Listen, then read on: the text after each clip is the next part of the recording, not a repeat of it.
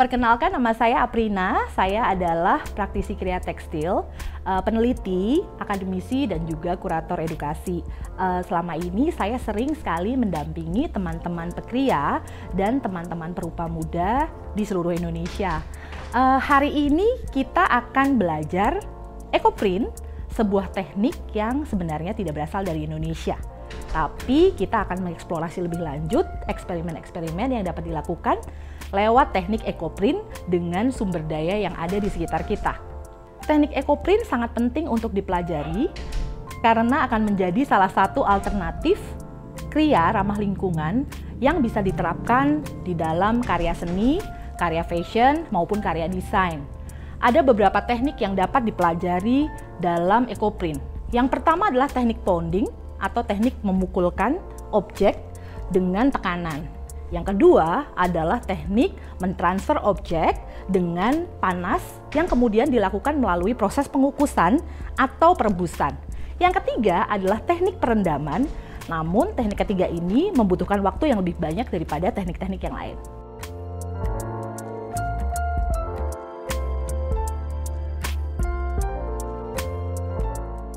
Lokakarya ini dinamakan mencetak alam. Kenapa disebut mencetak alam? Karena di lokakarya ini kita akan melakukan teknik ekoprint dengan mengambil objek-objek dari alam sekitar maupun alam benda. Nah, biasanya jika kita melihat ekoprint di Indonesia, diambil dengan cara mengambil daun yang utuh, kemudian dipukulkan secara merata. Hari ini kita akan mencoba bereksperimen dengan teknik-teknik lain seperti memotong daunnya dan menggabungkan dengan material dan juga teknik yang berbeda. Beberapa eksperimentasi yang akan digabungkan di dalam ekoprint antara lain adalah teknik marbling dan rust print atau cetak karat. Nah, apabila teman-teman sudah menguasai teknik ekoprint sebelumnya, pasti akan sangat menikmati lokakarya hari ini karena kita akan bisa mengeksplorasi lebih jauh potensi-potensi ekoprint dengan teknik-teknik yang digabungkan. Baik, kalau begitu kita langsung mulai ya. Dalam lokakarya mencetak alam, kita akan menggunakan bahan tekstil yang harus berasal dari alam. Seratnya bisa katun, linen, bambu, kemudian serat nanas, boleh apa aja. Ini yang saya gunakan adalah katun. Kemudian kita juga akan bisa memakai kertas.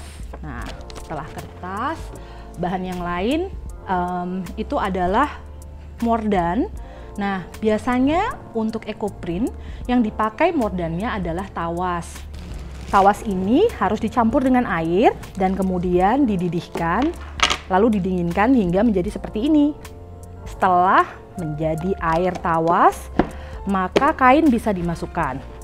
Nah, untuk mordan yang lain, alternatif dari tawas ada yang jauh lebih alami dan berasal dari tumbuhan. Apa namanya? Namanya adalah simplokos. Ini adalah simplokos, cara pakainya sama, dilarutkan dengan air, dididihkan, lalu kemudian dipakai untuk merebus kain, didinginkan, dan kemudian diangin-angin, baru kemudian kain atau kertas siap dipakai untuk ekoprint. Bahan yang kedua adalah fiksasi. Untuk fiksasi ada beberapa bahan, yaitu yang pertama adalah cuka, yang kedua adalah kapur tohor, dan yang ketiga, biasanya kalau teman-teman mungkin pakai tunjung, saya memakai sesuatu yang berbeda. Sama-sama ferrosulfat, dan kalau di barat namanya iron atau besi ya. Kita biasa menyebut dengan selimut iron blanket atau selimut logam. Nah, yang dicetak apa saja? Yang dicetak bahannya antara lain adalah bisa pakai bunga, daun. Cara memilihnya gimana sih? Cari yang teksturnya kuat. Kalau kita pakai teknik pounding atau teknik pukul, yang bagus adalah yang kecil-kecil karena dia seratnya akan cenderung rusak kalau yang besar. Tapi kita juga bisa pakai yang besar, ini pasti teman-teman sudah tahu tuh ya. Ini adalah daun jati dan biasanya warnanya merah atau pink. Kita juga bisa pakai bunga yang masih ada batangnya dan ini akan ikut tercetak. Alternatif lain, nah ini ada daun sukun, bisa dipakai juga. Oke, selain itu fiksasi lain adalah tanin. Nah, alatnya apa saja? Alat yang kita pakai, kalau untuk teknik pounding atau pukul, kita akan pakai palu. Nah, yang kedua adalah kuas. Kuas ini gunanya apa? Untuk menyapukan nanti fiksasinya ke atas daun. Yang ketiga adalah benang kasur atau benang tali tambang juga boleh. Kalau teman-teman punya sesuatu yang di rumah dan bertekstur dan dari alam, misalnya sikat, spons, kemudian serabut atau apapun, itu juga bisa digunakan untuk ekoprint. Untuk bisa memastikan bahwa nanti ada warnanya. Jangan lupa, selain tadi ada mordant dan fiksasi ya, kita juga bisa bereksperimen dengan zat warna alam nih. Salah satu contohnya adalah secang. Tentu saja jika melibatkan karat, melibatkan proses kimia, walaupun ini jauh lebih ramah lingkungan daripada kria-kria yang diproses dengan bahan sintetis, tapi lebih baik pakai sarung tangan.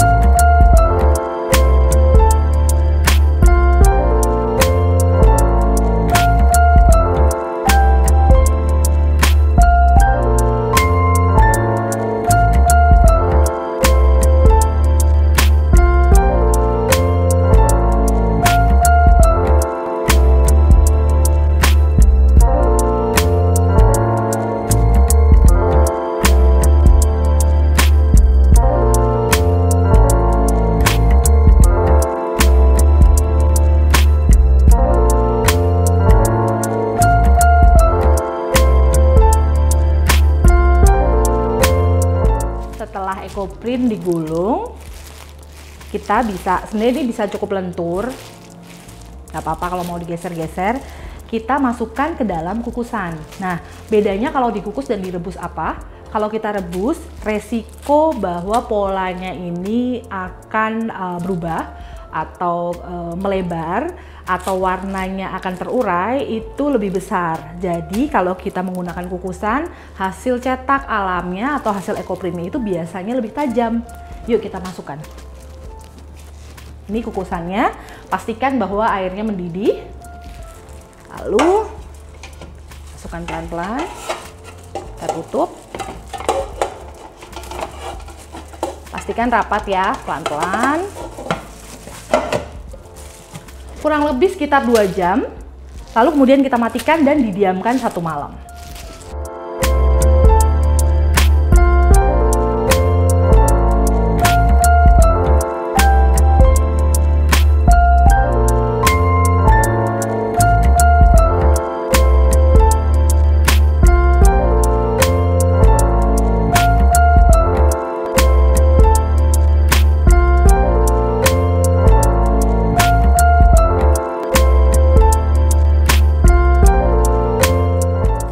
Kita bisa memotong juga daun, memotong, lalu kemudian meletakkannya sesuai pola-pola yang diinginkan.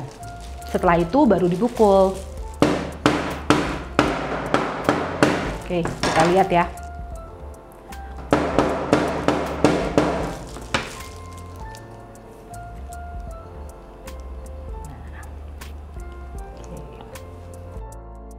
Eksperimen selanjutnya kita akan melakukan cetak alam dengan menggunakan kertas, tapi kali ini mordannya adalah kapur sirih. Jadi tadi kertasnya sudah dimasukkan ke dalam kapur sirih cairannya. Lalu kemudian kita sekarang mencoba memasukkan daun ini ke dalam larutan iron atau larutan logam atau larutan metal. Nah, itu kita taruh. dan kita pukul. Kita pukul, kalau bisa mukulnya lebih cepat. Tambahkan lagi rata. Nah, setelah rata kita sisihkan dulu dan kita tunggu.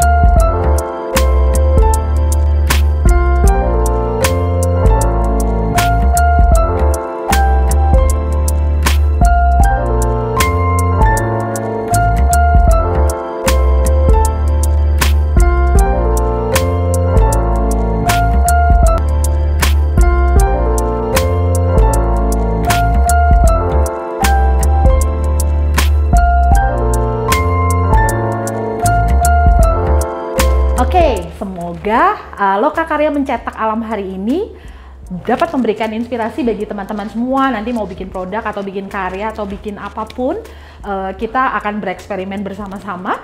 Dan saya tunggu hasil-hasil karya yang eksperimental, yang out of the box, yang keren-keren dari teman-teman di Cirebon. Selamat berkarya!